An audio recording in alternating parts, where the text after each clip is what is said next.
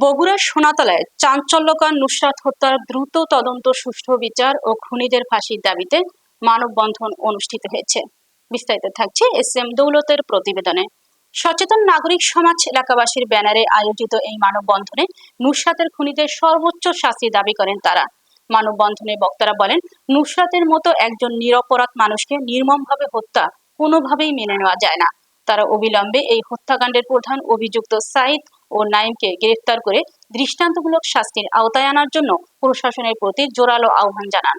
এ সময় উপস্থিত ছিলেন বালুয়া ইউনিয়ন বিএনপির সাধারণ সম্পাদক মুশফিকুল আলম সিজু, যুবদলের যুগ্ম আহ্বায়ক আব্দুস সালাম, কৃষক দলের সভাপতি আনিসুর রহমান আনিস সহ স্থানীয় এলাকাবাসী। এবং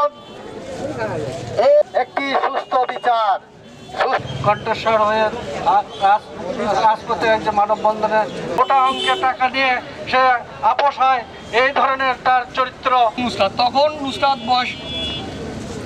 নুসরাত বয়সে ছোট থাকার কারণে ওর থেকে এরকম আগেও করে থাকছে। তো আমরা ওখানে তাকে একটা ডিভোর্স দেই।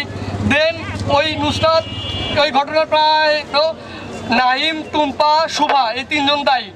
তো তারপর নাইম করে কি, ওই যে ফেক এফিডেভিট দিয়ে বিয়ের নাটক সেজে উল্টো মেয়ের মা, মেয়ের বাবা সহ আরও আমাদের এলাকার বিভিন্ন ব্যক্তিবর্গের নামে মিথ্যা মামলা থানায় দায়ের করে, মামলা করে। আর বিভিন্ন সমাজের বিভিন্ন আমি সন্তান, আমার মা, আমার সন্তান কিভাবে কি হয়েছে, এটা প্রশাসন কিভাবে কি করবে, আমি সুষ্ঠু বিচার চাই। সেদিন ওই মেডিকেল থেকে আসার পরে আমি রাতে ঘুমাইছি ছিল, কিন্তু ও আমার স্বামীর নামে মামলা দিয়ে দিছে। তার শ্বশুর বাড়িতে সংসার করে খেতে যায়নি।